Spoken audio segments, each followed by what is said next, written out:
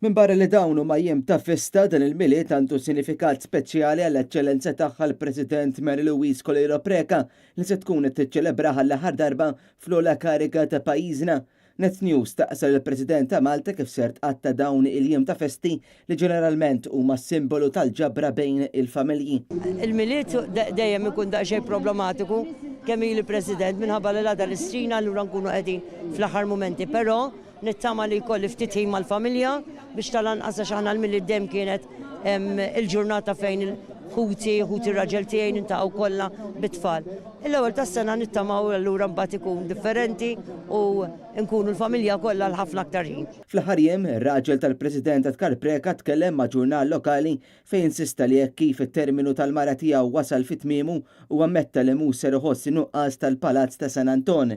Madankollu sqal li żgur ser iħossi nuqqas li jagħmel parti mill-istrina fejn spjega li din l-attività annwali hija l-wirja ċara tal-ġenerożità qawwija li hawn f'pajjiżna.